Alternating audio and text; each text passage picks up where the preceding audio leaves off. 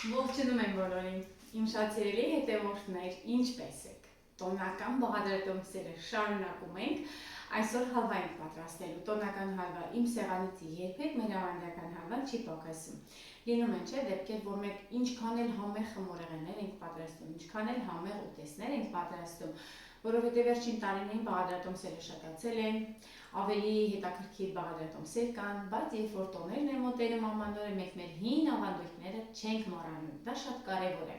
Ես օրինակ հալվա միշտ պատրաստում եմ, հալվան մեր հյուրերը միշտ սիրում են, նամանավանդ իտալացիները շատ սիրում են ու իրենց լավ հյուրասիրում եմ ես։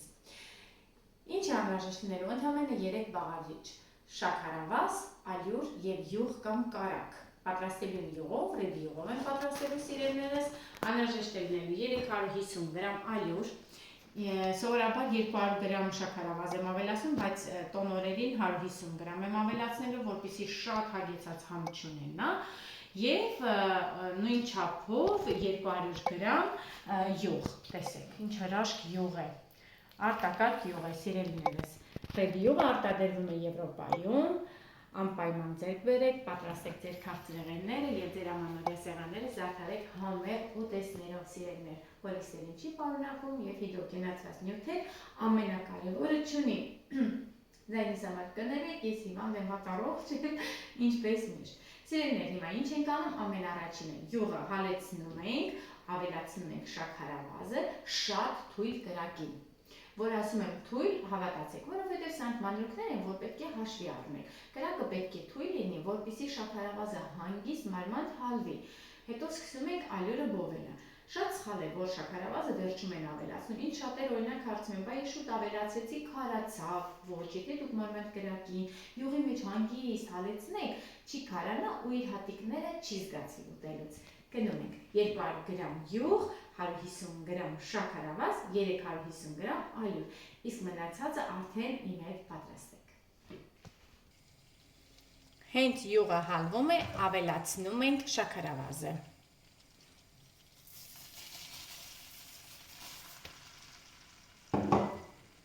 Տեսնում եք, չէ, կրակը շատ հանգիստ է,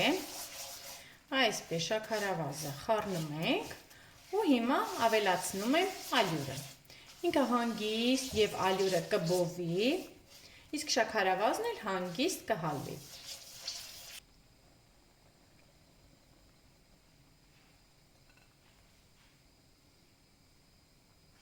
Երբ որ կրակը հանգիստ է լինում, մարմանդ է լինում, նախ չենք շտապում ու սխալներ քիչ ենք թույլ տալիս կամ էլ ընդհանրապես սխալներ չենք թույլ տալիս, սա առաջին անգամ պատրաստողների համար եմ ես ասում։ Ի դեպ, ձեր ալյուրի չափը 350 գրամը հնարավոր է ինչ-որ մեկի մոտ մի քիչ շատ, մի քիչ պահանջվի։ Եթե տեսնեք շատ թանձր է, կարող եք մի քիչ յուղ կամ կարագ ավելացնել, որովհետև ալյուրի խտությունից է կախված, թե որքան հեղուկ է ինքը քաշում իր մեջ։ Էնպես որ պրոբլեմներ չստեղծեք, հանգիստ կարող եք ավելացնել կամ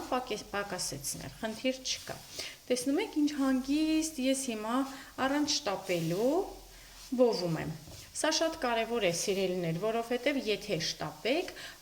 համեղ չի ստացվելու, այսինքն շտապել ի նկատի ունեմ, կրակը ցածր արեք։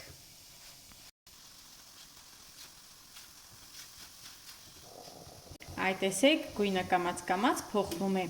Ի դեպ, հալվան որքան լավ բոված լինի, այնքան լավ է ստացվում։ Բաց գույնի հալվա ես օրինակ չեմ սիրում։ Պետք է սենց լավ սիրուն, հավասարաչափ կարմրած լինի, որ համեղ լինի։ Տեսեք, արդեն լավ կարմրել է։ Ես հիմա գազօջախը անջատում եմ, բայց շարունակում եմ դեռ խառնել։ Մի 2-3 րոպե էլ կխառնենք դեռ։ Գազօջախից վերցրել եմ, քանի որ թավան դեռ տաք է, ես շարունակում եմ դեռ խառնել, այսպիսի տարբերակով ընդհանրապես շաքարավազի հատիկներ ձեր հալվայի մեջ դուք չեք տեսնի, սիրելիներ։ Հետո արդեն սկսում ենք տեղավորել որևէ ափսեների մեջ, ձեր նախընտրած ձևով, ինչպես որ դուք սիրում եք։ Ուզում եք ընդհանուր մեկ ափսեի մեջ տեղադրեք, ուզում եք մի քանի ափսեների մեջ, ուզում եք հատուկ սիլիկոնե ձևամաների մեջ տեղավորեք, սիրելիներ, դա թողնում եմ ձեզ, ինչպես որ դուք եք ուզում։ Իդեպ տաք հալվան կարելի է համտեսել նաև պաղպաղակով։ Համոզված եմ շատերդ արդեն փորձել եք, մի փոքրիկ պաղպաղակ եք եղեցիկ փոքրիկ ափսեի մեջ դնում, 2 ճաշի գթալեր շատ համեղ պաղպաղակ։ Հրաշք է ուղղակի, հանգիստ կարող եք համտեսել, դա էլ է հյուրասիրելու լավ տարբերակ։ Հիմա կտեղափոխեմ։ Տեսեք ինչ լավ գույն ունի, որքան համեղ համ ու հոտ ունի։ Սիրելիներ, մեր հալվայից լավը չկա։ Իդեպ հալվան կարելի է ձևավորել, երբ ինքը դեռ տաք վիճակում է, չի պնդացել, հետո արդեն ավելի դժվար կլինի։ Այնպես որ եթե հատուկ ձևավորման ինչ որ տարբերակներ ունեք, նախապես կանեք։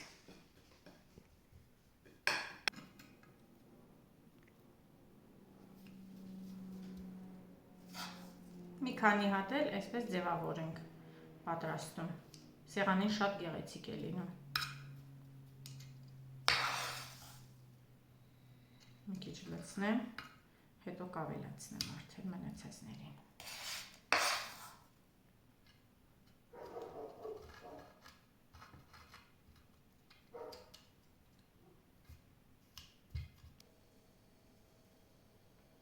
Ուրեմն, ես այս կհանեմ այսպես, կթողնեմ, որ ինքը հանգիստ սենյակային ջերմաստիճանում սառի։ Տեսեք, մատուցելու շատ գեղեցիկ ձև է։ Իսկ այս մյուսները սովորական պատարագով կամ գթալով կձևավորեմ ու կթողնեմ, որպեսզի սառեն։ Հետո արդեն նուրով կզարդարենք էլի։ Սովորական մեր դասական ձևով եմ այս մեկը։ Հենց սովորական, այսպես, սիրուն, շատ շուտ է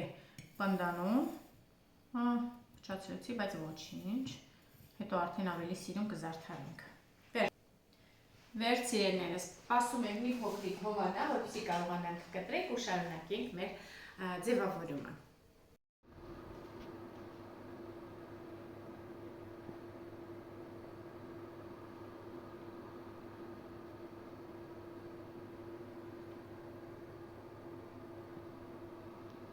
Սիրելիներ, հալվաները պատրաստ են, արդեն լավ սառել, պնդացել են, կարելի է համտեսել ու կարելի է ձևավորել ըստ ճաշակի, ըստ ցանկության։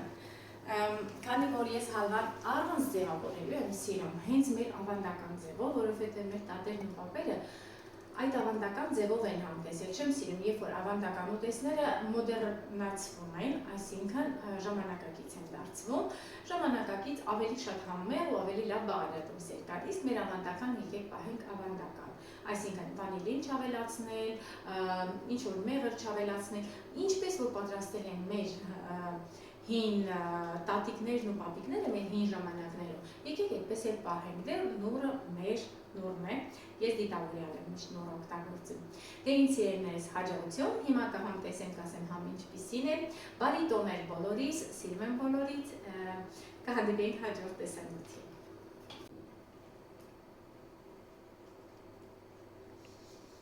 Այս ինչքան շատ եմ սիրում, հրաշք է։